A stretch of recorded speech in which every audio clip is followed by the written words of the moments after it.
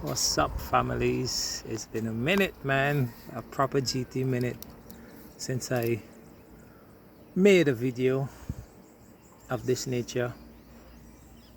Um, but it can be very contradictory. It can be a lot of things, but regardless, I must say it.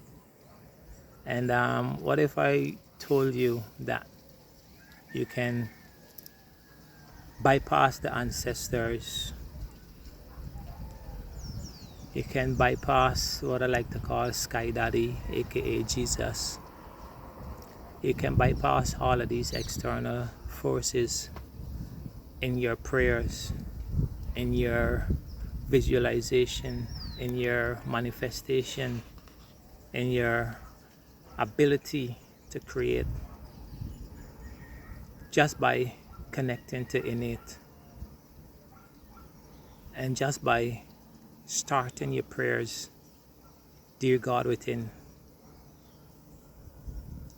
dear God within, and build that relationship with that God within, as within, so without. So some of you know that this would probably make sense using the term as within, so without. All right? Because at the end of the day, in the beginning was the word, right? And it is complex to express what that truly means, but let's just say it's the beginning of physical creation, right? Everything you can see, everything you will see comes from sound and light, right? But as we merge more and more and more with who we truly are, these things will make sense. Now, I'm not saying you don't have to, you cannot honor the ancestor and thanking them for pave the way for you. But understand that some of us have been here before those that we worship now, who we call ancestors. As funny as that might sound, some of us been here before them, right? And just back here to create differently, right? To create differently. So I dare you, my brothers and sisters, to start tapping in, dear God within, and let's be less focus on specifics when we tapping into this dear God within, because when you focus on specifics, you limit the way that God within can manifest your desires, your wishes, right? So, dear God within, please give me everything that is necessary for my spiritual journey. Or if you're trying to manifest, dear God within, please give me everything I need to manifest my home, my car, whatever it is. All right? And because now you're asking the God within, right? You have to now start to look within, listen to the little voice that speaks all the time. Listen, trust your intuition. But this might not be applicable for some of us, because in order for your intuition to be online, this particular part of the body must be active. They don't have to be fully active, but it must be active. And if you use like toothpaste and you drink pipe water and certain bottled water, this might not necessarily all toothpaste, of course, right? And not all bottled water. So don't be linear with what I'm saying, right? This might not be applicable for you if you use these things like fluoride. If you're a very angry person, you're always upset and at certain stuff, you're quick to be triggered and upset. This might not be applicable for you, because all of those fiery, angry emotions, affect this place as well as this place, as well as your heart, right? because you will need to be able to listen to the voice within after you're making these affirmations to take the necessary action. Though, though the action may not make sense, but it don't have to make sense. Reflection, because you don't know what you don't know. You don't know what's around the corner. You know what I mean? You can be having some amazing fun, the best time of your life right now, and Spirit say get up and move. And if you don't get up and move, shit, the next best time of your life, may just pass you up, right?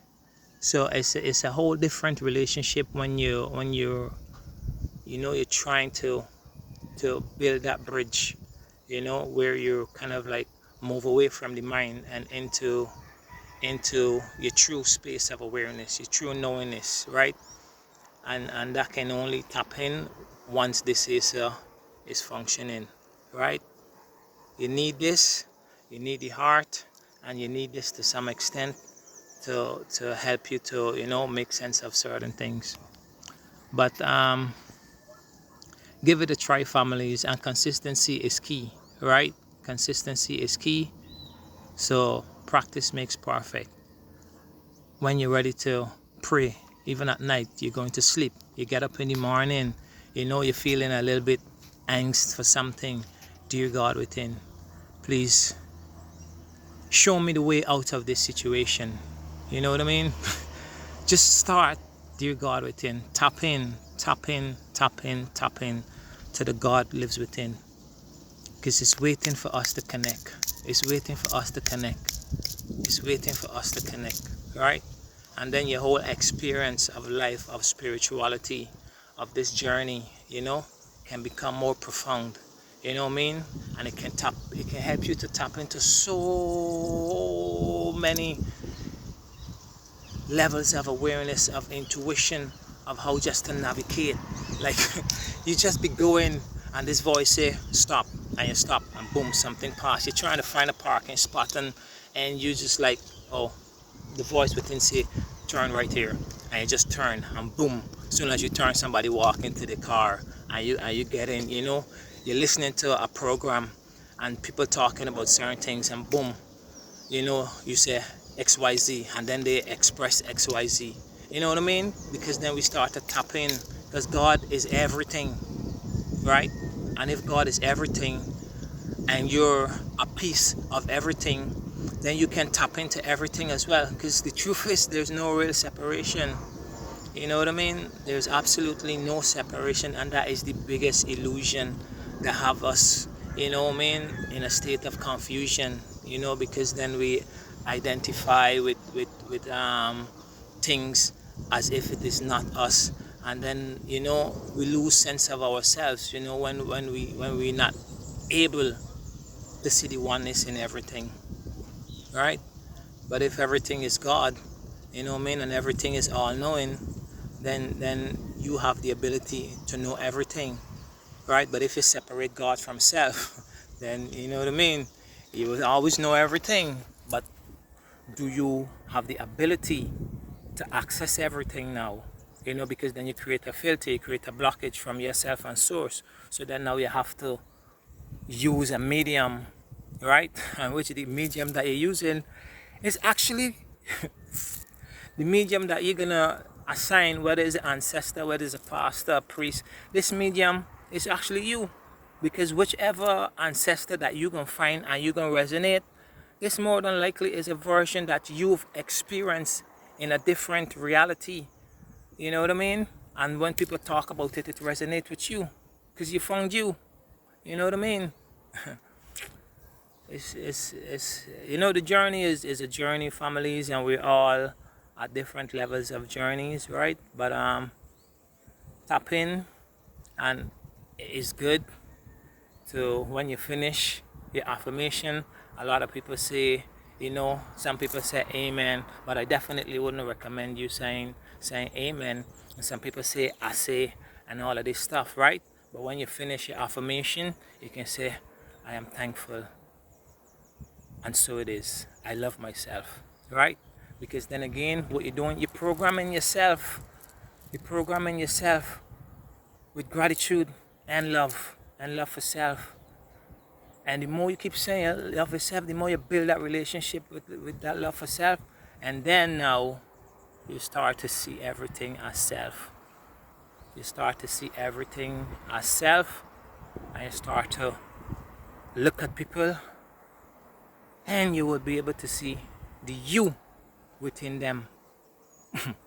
You'll be able to see the you within them, and the places that you are, and the places that you have been. And then you learn how to be better to people, and you learn all of these things just by seeing the people that you are projecting in your reality, right? Because without this here, this is almost non-existent. Without the eyes, the brain is almost non-existent. The eyes is the brain, right? And if none of these people exist within your physical reality, then where do they exist? In your mind. Therefore, it come back full circle. Separation is an illusion, right? Because without you being able to objectify anything in your physical reality, it would not exist for you reflections. Now, whether this makes sense or not, that's irrelevant. We get it when we get it, however we get it, from whoever we get it, right? But yeah, it's 11 minutes into this video, and I don't want to keep going. I think you get the gist of the message and more. Dear God within, you know what I mean? And ask for whatever you want to ask, but don't limit yourself to what you think is best for you, because you don't know what is best for you. Your higher self know what is best for you. Your double, that piece of us that we call a soul, that is the version of us that know better, right? And surrender to that. Surrender to that. Surrender to that intelligent that knows what is best for you, that is connected to all realities, right? Most of us are only anchored into this physical reality, and you know, let's just leave it as that. Most of us are only anchored into this physical reality, and everything must be able to make sense. Everything must have some kind of logic behind it. But logic only exists in the past, because you can't use logic to explain what's really gonna happen tomorrow or whatever. You can use it to take actions upon tomorrow by going back into the past, right? So when you're trying to be logical, it's like you're really limiting yourself when you feel like everything have to make sense, right? But anyway, no more.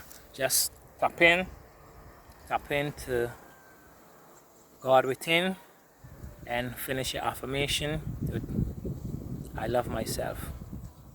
And if you can stand in the mirror and say those words, I love myself, I don't feel any type of way, try it. You might you might see it might be funny, like you might feel like a bit funny saying it, right? And that would know if you truly love yourself, right? But anyway, family, it's always love, right? It's always love. It's never nothing else. It's always love.